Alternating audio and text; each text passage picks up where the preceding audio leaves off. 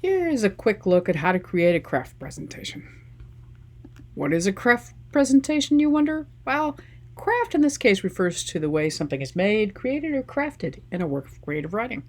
For such a presentation, you need to choose the form of writing or genre you're studying first. Are you going to look at a poem or poetry, fiction, nonfiction, screenwriting, songwriting, so on? Once you know the form, then you need to choose an element you'll study. An element is a specific component of the selected form, like character development, imagery, plot, style.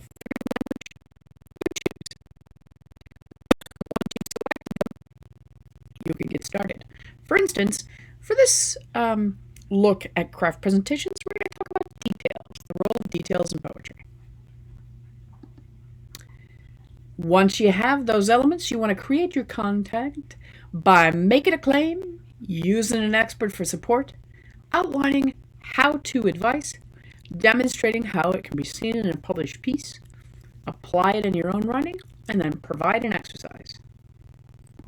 So, power of details in poetry.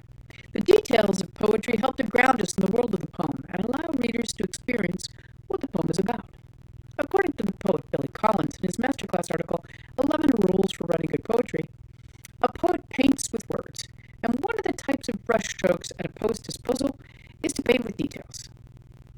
Collins says, when a poet paints with words, they use word choice to figuratively paint concrete images in a reader's mind. In the field of visual art, painting pictures, of course, refers to the act of representing people, objects, and scenery for viewers to behold with their own eyes. In creative writing, painting pictures also refers to producing a vivid picture of people, objects, and scenes. But the artist's medium is the written word. So, let's look at how specific details make it easier to imagine what the poet describes. By looking at Billy Collins' own poetry called Introduction to Poetry, which can be found on the Poetry Foundation, which would be found under poetryfoundation.org. I asked them to take a poem and hold it up to the light to make color slide, or press an ear against its hive.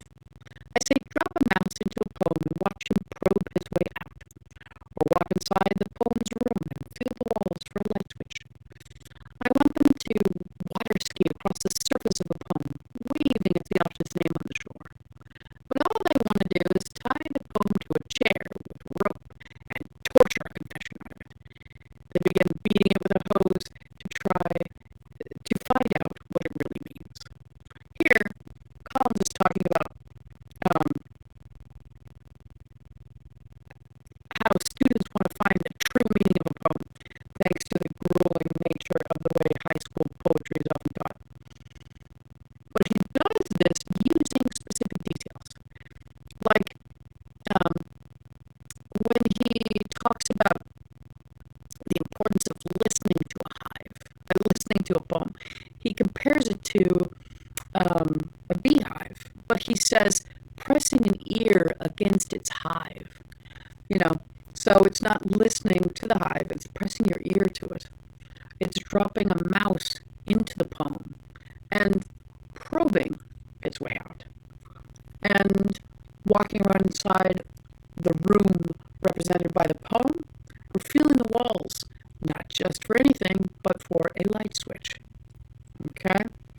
So it's the small details that make us feel as if we can see, hear, and imagine what is being described. Let's look a little more specifically at how this can be done. When looking at the how-to component of details, you want to ask yourself, is the detail I've shared concrete or abstract? Is it specific? Does it invoke the senses? Is it partial? Is it unique? For instance, if you use too many details, then you get bogged down in the details. So you want to use ones that are small. Also, you want them to be unique. I mean, how many times have you seen reading a poem compared to a mouse traveling through a maze? That's pretty unique. It makes us see the familiar in unusual ways.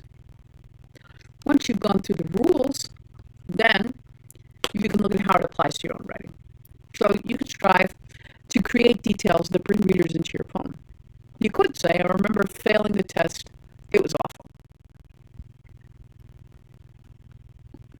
That's actually 2 complete sentences, so we'll fix that. It can become the paper dropped to my desk with the cutting edge of a sword, bleeding out in a red letter hemorrhage of dying confidence. So here, the use of specific details and figurative comparison make us relive the moment of receiving a failing grade on a test. My apologies to anyone who was traumatized by that experience, but if it made you see a test on a desk with a red failing grade, then I've achieved my goal by using details. And let's face it, figurative comparisons don't hurt. Now, after you've done the how-to rules, apply it to your own writing, then you ask other writers to give it a try by giving them an exercise.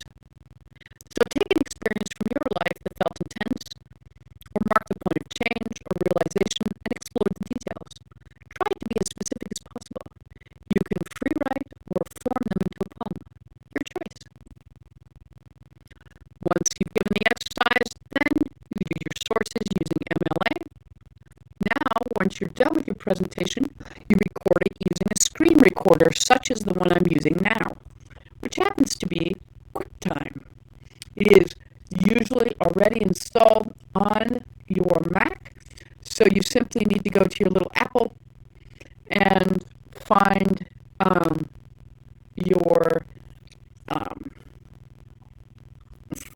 your applications. Then once you have QuickTime, you can open it up and choose a new screen recording under your options. Record like I have. Then you go to YouTube and upload it. You can make it unlisted if you don't want people to find it. And then post the link to the discussion for presentations.